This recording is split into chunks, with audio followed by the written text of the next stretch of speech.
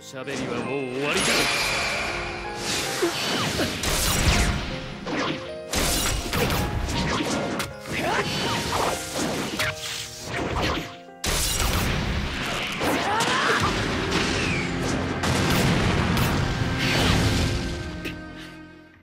Alright, so what's up guys?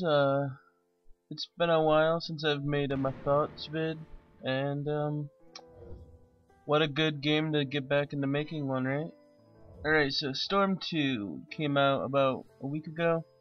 I would have made this sooner, but last Monday my PC monitor broke, so I was a little monitorless for a while. So let's get to it.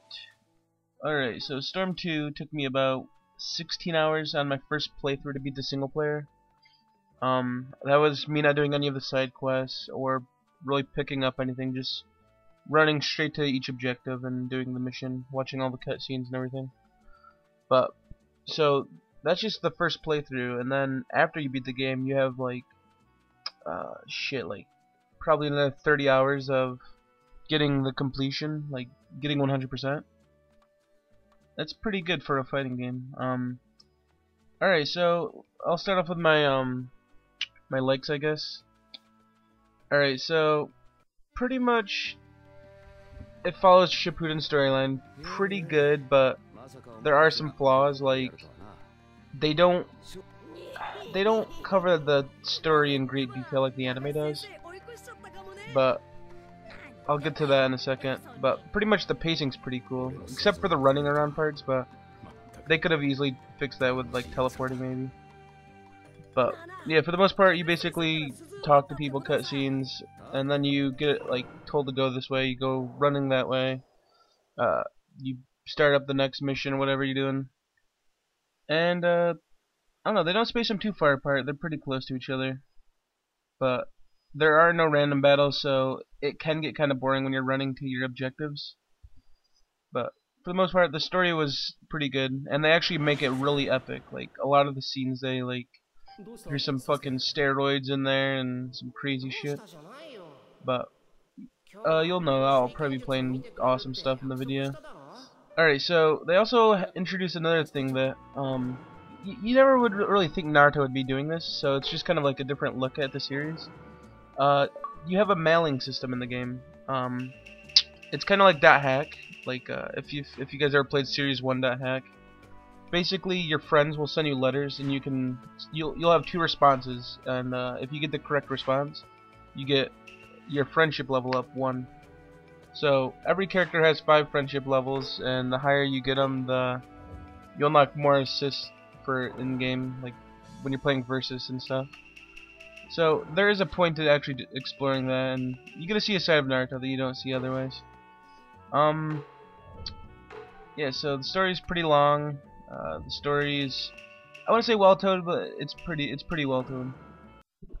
They do cut out a lot of stuff though. So gameplay, if you haven't seen the gameplay, it's kind of hard to explain. It's like it's not a 2D fighter, it's not a 3D fighter. It's kind of like a third-person kind of fight. Like you're basically in a closed-in arena, right?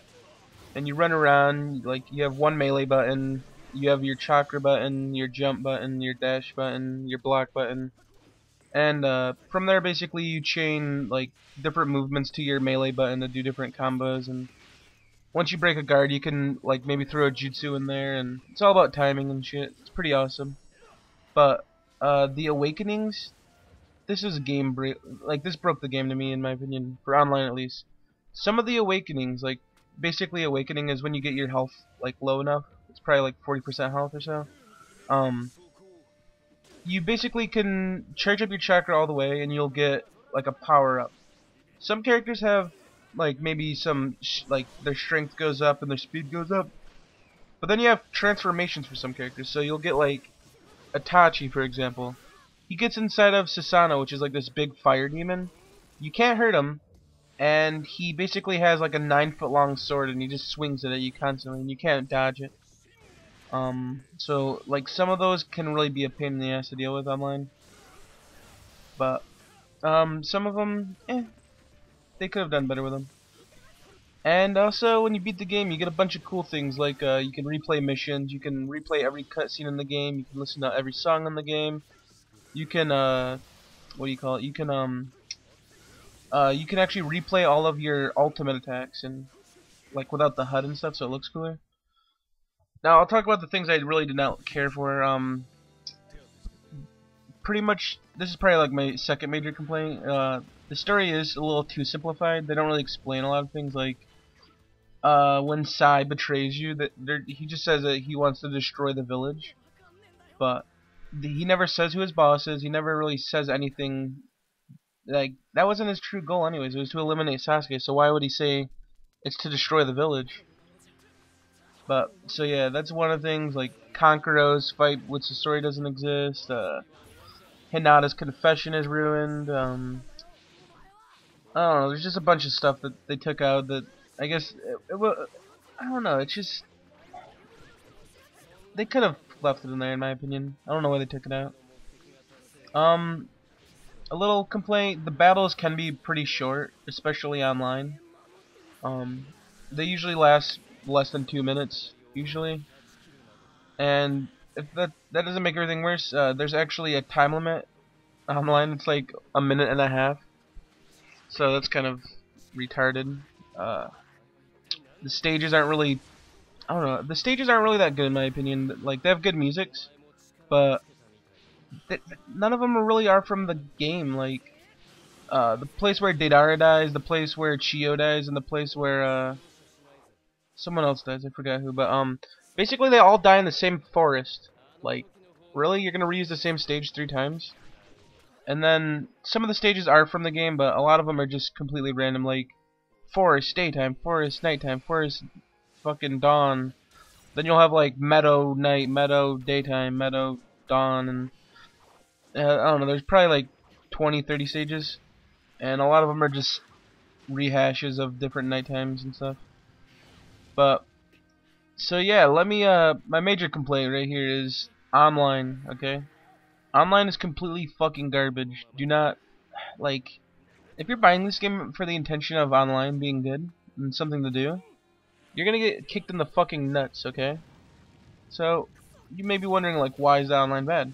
Alright, first off, there's no options online. It's just straight up, it's like something a Wii would do. It's like, you can either join a match, or you can host a match and then invite your friends. So, that's basically ranked and private match.